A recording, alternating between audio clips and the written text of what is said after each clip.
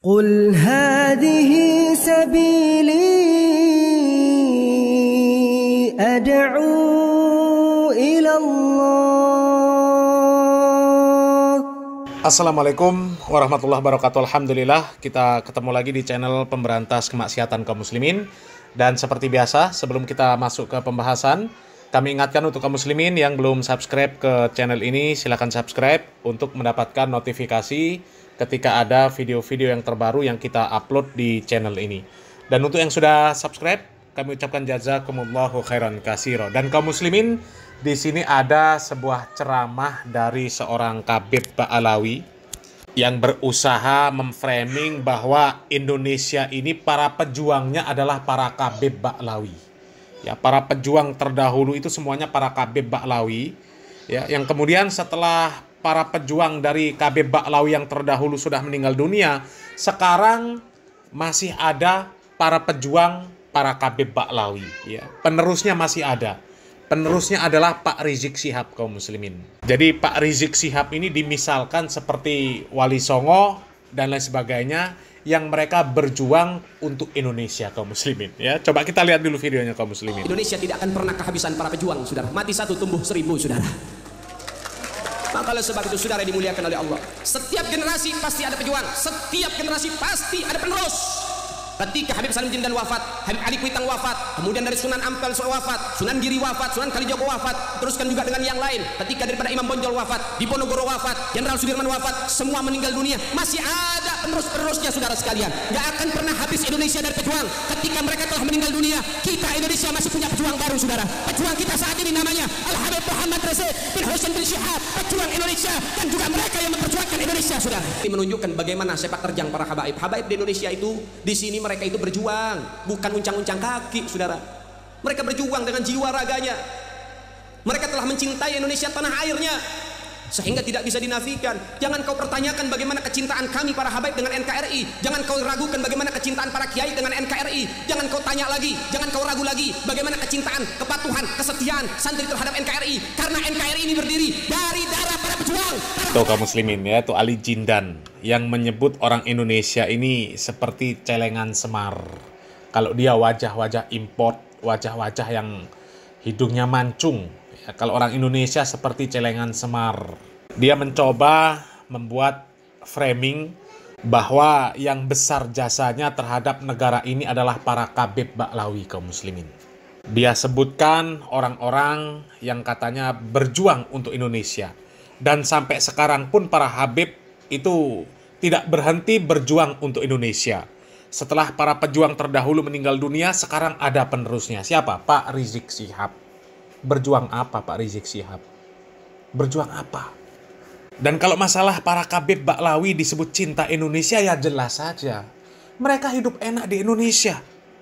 Kalau nggak di Indonesia, mau di mana mereka hidup enak? Ada itu video para Khabib Ba'alawi yang bercerita enak di Indonesia jadi Habib, punya banyak muhibbin. Kalau di Afrika jadi Bilal bin Rabah, naudzubillah. Ya Allah. Mereka sampai merendahkan sahabat Bilal bin Rabah kaum muslimin. Karena apa? Karena mereka enak jadi Habib di Indonesia. Ya, mereka enak tinggal di Indonesia. Makanya jangan tanyakan lagi kecintaan para Khabib Ba'alawi terhadap Indonesia.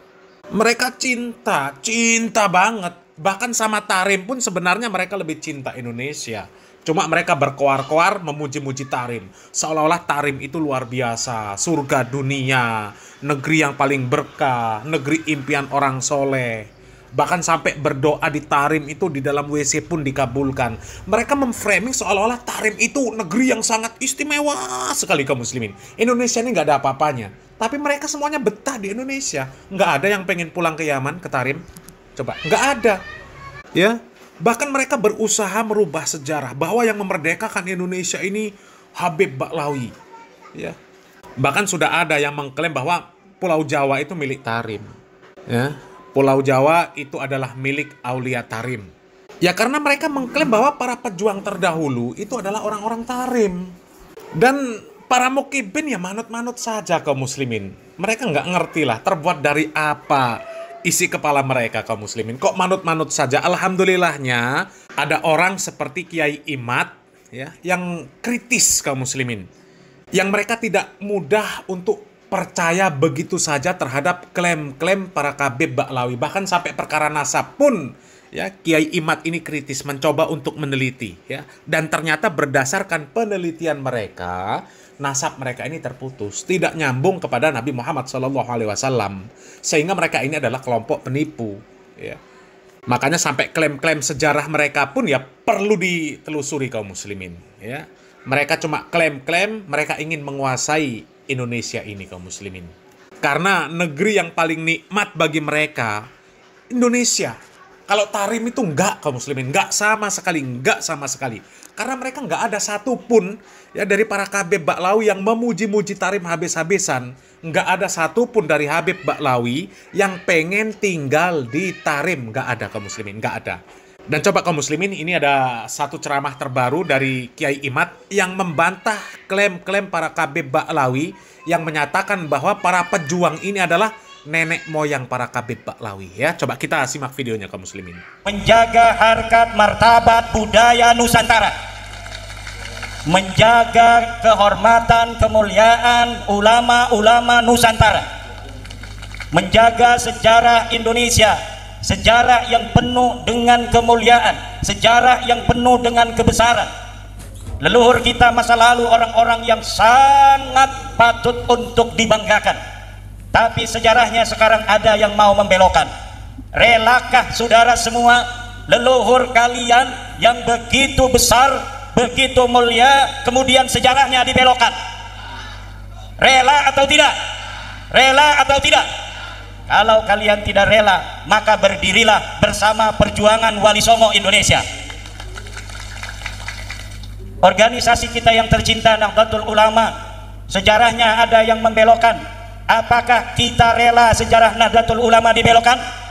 Banser jawab, relakah engkau wahai Banser? Relakah engkau wahai Banser? Sejarah leluhurmu dibelokkan. Relakah engkau sejarah Nahdlatul Ulama dibelokkan?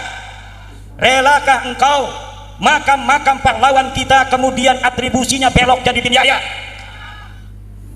Lihat kanan dan kiri, wahai kepala desa seluruh Indonesia. Contohlah kepala desa Luwung Gede di Kabupaten Brebes. Beliau Bapak Enggin cilak-cilok kanan dan kiri. Di desanya apakah ada makam-makam leluhur yang kemudian dibelokkan? Kita tidak membenci siapapun, tapi kita cinta terhadap negara dan bangsa serta sejarah bangsa kita sendiri. Betul? Oleh karena itu, kita berdiri tegak bersama Negara Kesatuan Republik Indonesia. Kita berdiri tegak bersama Nahdlatul Ulama. Tetapi satu yang perlu diingat, tidak boleh pengurus PWI di mana saja berada di setiap tingkatan kemudian tidak bersabar di dalam perjuangan. Kenapa? Karena sesuatu yang kita perjuangkan ini telah berjalan puluhan tahun dan butuh waktu untuk memutar balik arah dari perspektif yang telah ada di dalam alam bawah sadar saudara-saudara kibin-kibin kita.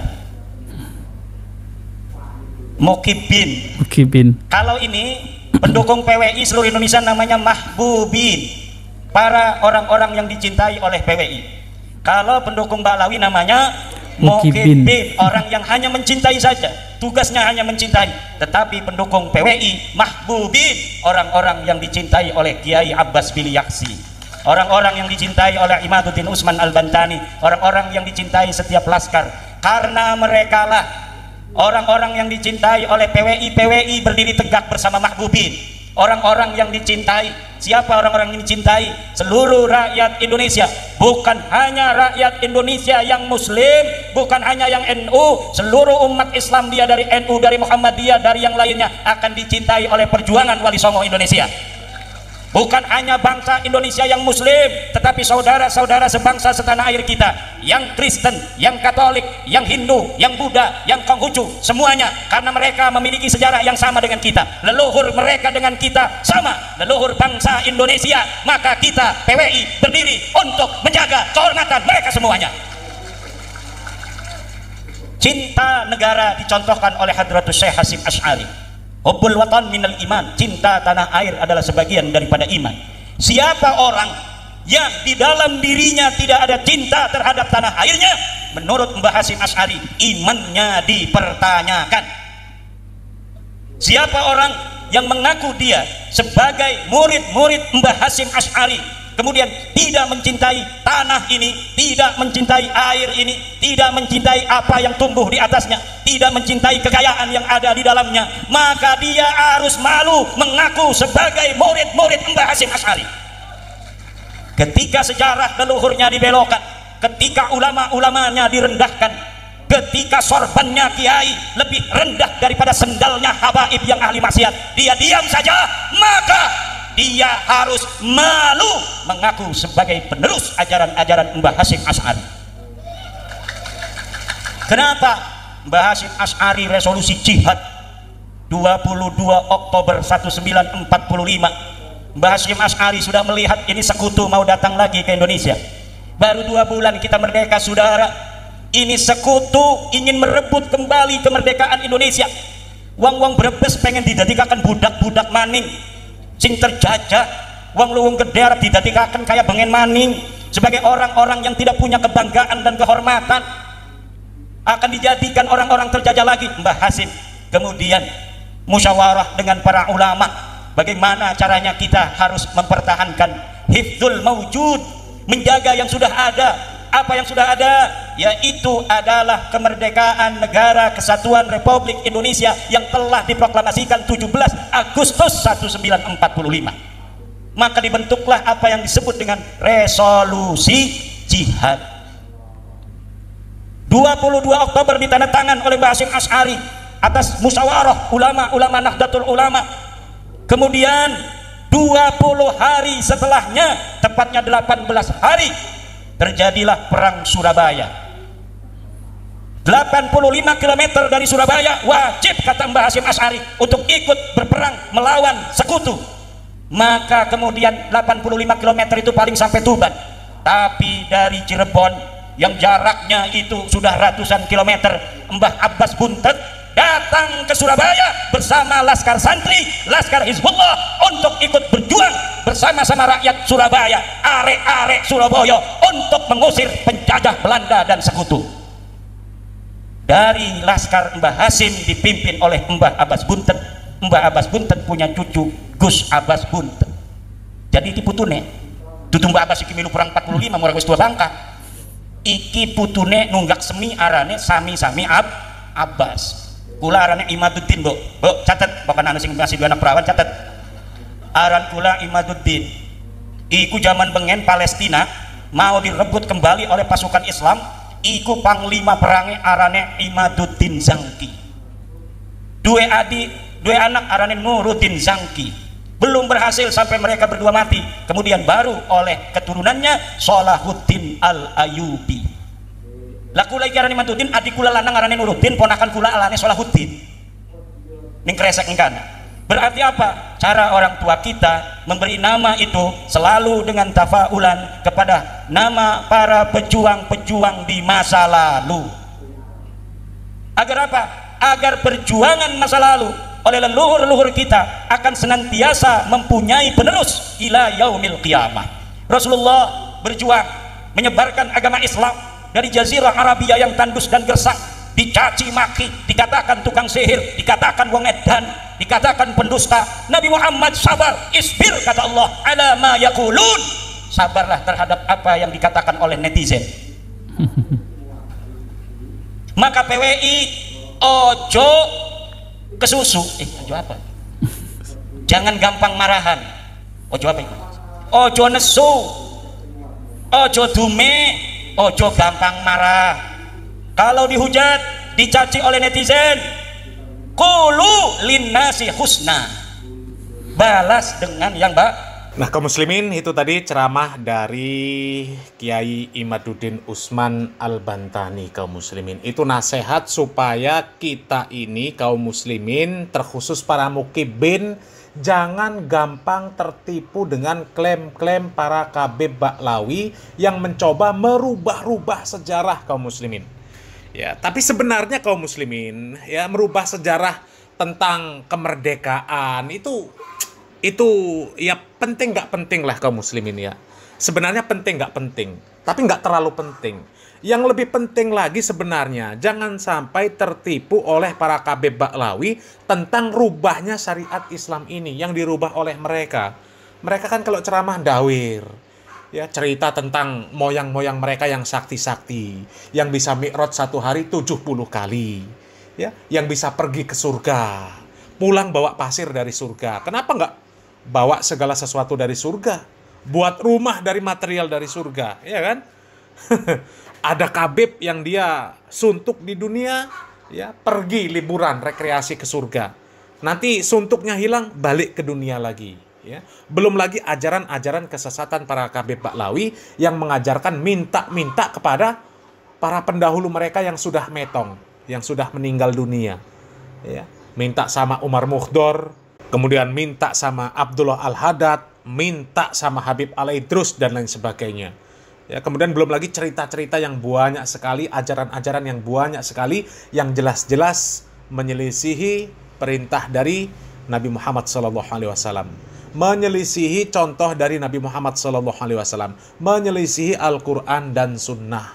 Ya, sebenarnya yang seperti itu yang perlu diwaspadai. Kalau sejarah tentang Indonesia, tentang kemerdekaan, ya itu ya penting nggak penting kaum muslimin, ya. Tapi kalau masalah agama ini jauh lebih penting. Kalau sampai kita mengikuti riwayat-riwayat tentang agama ini dari para Habib Ba'lawi yang melenceng, maka melenceng agama kita. Kalau melenceng agama kita, maka alamat nggak akan selamat di hadapan Allah Subhanahu wa taala. Wa may yushaqiqir rasul mim ba'di ma tabayyana lahul huda wa yattabi' ghayra sabilil mu'minin nuwallihi ma tawalla wa nuslihi jahannam wa sa'at masira. Kalau menyelisihi Nabi Muhammad sallallahu alaihi wasallam, menyelisihi jalan para sahabat radhiyallahu anhum ajma'in, nggak akan selamat dan pasti masuk neraka. Kalau kita sekedar melenceng tentang sejarah Indonesia, ya, itu nggak akan dipertanggungjawabkan di hadapan Allah Subhanahu wa taala. Kalau agama kita baik, nggak akan ada gunanya itu, ya. Oh, ternyata yang memerdekakan Indonesia ini adalah pribumi. Oh, ternyata orang Arab. Oh, ternyata orang Malaysia. Oh, ternyata orang Padang. Oh, ternyata orang Jawa, ya. Itu di hadapan Allah Subhanahu wa taala itu nggak akan ada perhitungannya kepada kita. Tapi kalau masalah agama, ya, kalau sampai kita menyelisihi Nabi Muhammad SAW dan para sahabat, selesai, tamat kita kaum muslimin, ya. Mudah-mudahan para mukibin segera sadar. Salam waras, salam akal sehat. Barakallahu fikum. Wassalamualaikum warahmatullahi wabarakatuh.